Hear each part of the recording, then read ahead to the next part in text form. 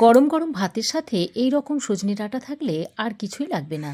তাই আজ আমি আপনাদের জন্য নিয়ে এসেছি আলু বেগুন সজনে ডাঁটা দিয়ে একটা দুর্দান্ত স্বাদের নিরামিষ রেসিপি, আর যেটা আপনারা খুব কম সময়ের মধ্যে ঘরে থাকা সামান্য কয়েকটা উপকরণ দিয়ে তৈরি করে নিতে পারবেন।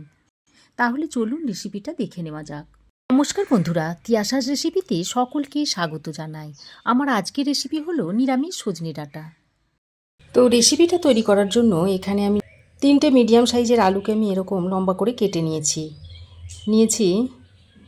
3টে ছোট ছোট বেগুন, যে সরু বেগুনগুলো হয় সেই বেগুনগুলো আমি কেটে দুফালি করে নিয়েছি। আর নিয়েছি সজনের ডাঁটা, আর সজনের ডাঁটাটাকে আমি এরকম মাঝারি সাইজ করে কেটে এর আঁশগুলোকে ছাড়িয়ে নিয়েছি। এবার আমি রান্নাটা করার জন্য কড়াই গরম করে দিয়ে দিচ্ছি সর্ষের তেল। এখানে আমি 2 চামচ পরিমাণ সর্ষের তেল দিয়েছি। তারপর তেলটা ভালো করে গরম করে নিয়ে হাফ চামচ মতো কালো জিরে দিয়ে দিলাম। এবার আমি এর মধ্যে কেটে রাখা আলুগুলোকে দিয়ে দিচ্ছি।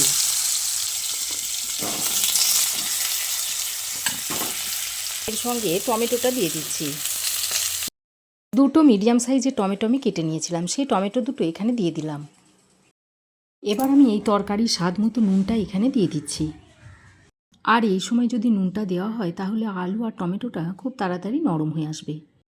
আমি আলু আর টমেটো একসঙ্গে ভেজে রান্নাটা করছি। এইভাবে রান্না করলেও এর স্বাদ খুবই ভালো হয়, তবে আপনারা আলাদা আলাদা ভেজেও করতে পারেন। তবে এইভাবে রান্না করলে গ্যাসটাও একটু কম পুড়বে। এবার আমি একটা ঢাকনা লাগিয়ে 2-3 মিনিট মতো আলু আর টমেটোটাকে ভেজে নেব। এবার আমি এই রান্নাতে ব্যবহার করার জন্য একটা মশলার পেস্ট তৈরি করে নেব। তার জন্য একটা বাটির মধ্যে নিয়ে নিচ্ছি হাফ চামচ মতো হলুদ গুঁড়ো, হাফ চামচ দিয়ে দিচ্ছি জিরে গুঁড়ো, হাফ চামচ দিয়ে দিচ্ছি ধনে গুঁড়ো, আর রঙের জন্য দিয়ে দিচ্ছি হাফ চামচ মতো কাশ্মীরি লঙ্কার গুঁড়ো। এবার সামান্য পরিমাণে চিনি দিয়ে দিচ্ছি। তারপর নর্মাল জল দিয়ে এই মশলাটাকে খুব ভালো করে মিশিয়ে নিচ্ছি। তো খুব ভালো করে মিশিয়ে নিয়ে এটাকে আমি 6 থেকে 7 মিনিট মতো রেখে দিচ্ছি। তবে আপনারা এই মশলাটা রান্না করার আগে তৈরি করে রেখে দেবেন, তাহলে মশলাটা ভালোভাবে ভিজে যাবে আর একদম বাটা মশলার স্বাদ পাবেন। তো ঢাকা দিয়ে আমি 2 মিনিট মতো আলু আর টমেটোটাকে ভেজে নিয়েছি। আর দেখুন টমেটো বেশ অনেকটাই নরম হয়ে গেছে। আলুর গায়েও দেখুন একটা হালকা কালার এসে গেছে। এবার আমি এর মধ্যে কেটে রাখা ডাঁটাগুলোকে দিয়ে দিচ্ছি, আর সঙ্গে কেটে রাখা বেগুনগুলোকেও দিয়ে দিচ্ছি।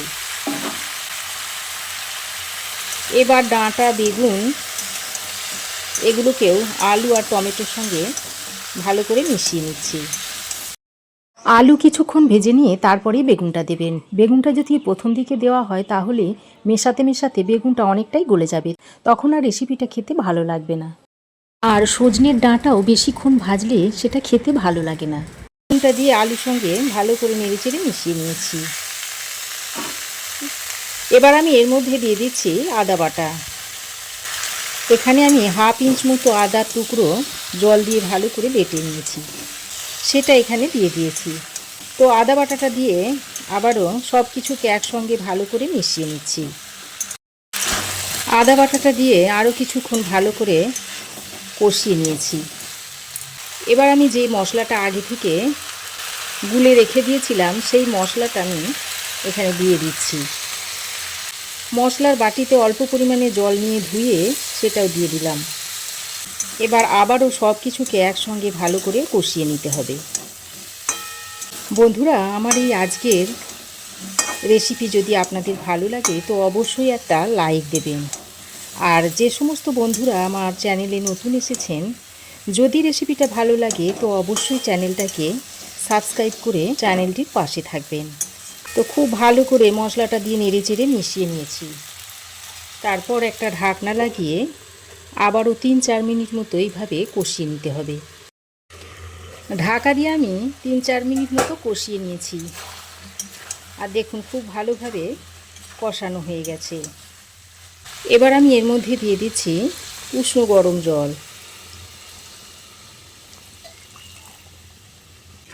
আর এইভাবে উষ্ণ গরম জল দিয়ে রান্না করলে রান্নার স্বাদ যেমন বাড়ে তেমনি রান্নাটা তাড়াতাড়ি হয়েও যায়। তো জলটা দিয়ে খুব ভালো করে নেড়েচেড়ে মিশিয়ে নিয়েছি। এবার আমি ঢাকা দিয়ে এইভাবে 7-8 মিনিট মতো রান্না করে নেব। এদিকে আমি 1 কাপ মতো মুগের ডাল 5-6 ঘন্টা মতো জলে ভিজিয়ে রেখে দিয়েছিলাম। তারপর সেটাকে জল ছেঁকে নিয়ে নিয়েছি। এবার আমি এই মুগের ডালটাকে একটা মিক্সিং জারের মধ্যে ভরে নিচ্ছি। তারপর এর মধ্যে একটা কাঁচা লঙ্কা দিয়ে দিচ্ছি আর সামান্য একটু আদা দিয়ে দিচ্ছি। তারপর এটাকে জল দিয়ে তো এই রকম করে ডালটাকে আমি বেটে নিয়েছি। এবার এই ডাল বাটাটাকে একটা বাটির মধ্যে ঢেলে নিয়ে এর মধ্যে স্বাদ মতো নুন দিয়ে দিচ্ছি, অল্প একটু হলুদের গুঁড়ো আর সামান্য পরিমাণে একটু কালো জিরে দিয়ে ডালের সঙ্গে সব কিছুকে মিশিয়ে নিচ্ছি। বন্ধুরা, সজনে ডাঁটার অনেক রেসিপি তো আপনারা খেয়েছেন। এইভাবে বাড়িতে তৈরি বড়া দিয়ে সজনে ডাঁটার রেসিপিটা একবার খেয়ে দেখবেন, আশা করছি ভালোই লাগবে। দেখুন, ডালের সঙ্গে ভালো করে মশলাগুলো মিশিয়ে নিয়েছি। এবার আমি কড়াই গরম করে দিয়ে দিচ্ছি সর্ষের তেল। তেলটা খুব ভালো করে গরম করে নিয়ে এই যে ডালটা বেটে রেখে দিয়েছিলাম তার থেকে এরকম অল্প অল্প নিয়ে এভাবে বড়া দিয়ে দিচ্ছি।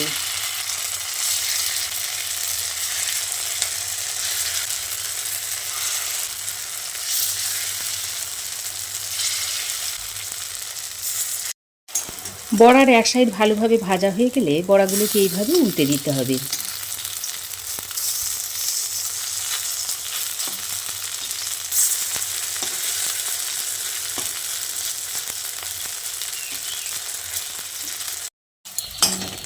তারপর লো টু মিডিয়াম ফ্লেমে বড়াগুলোকে এইভাবে উল্টে পাল্টে লালচে করে ভেজে নিয়েছি। এইভাবে উল্টে পাল্টে লালচে করে ভেজে তুলে নিতে হবে।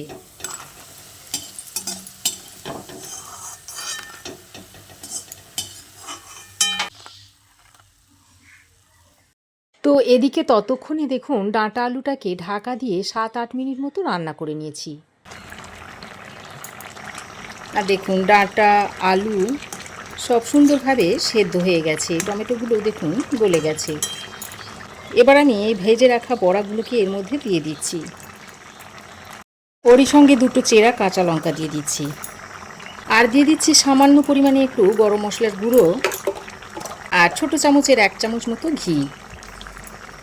তারপর আবারও একসঙ্গে ভালো করে নেড়েচেড়ে মিশিয়ে নিচ্ছি।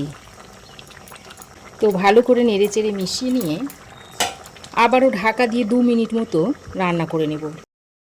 তো ঢাকা দিয়ে আরও 2 মিনিট মতো রান্না করে নিয়েছি আর রান্না এখন সার্ভ করার জন্য রেডি হয়ে গেছে। আর দেখুন বড়াগুলো বেশ অনেকটাই ফুলে গেছে।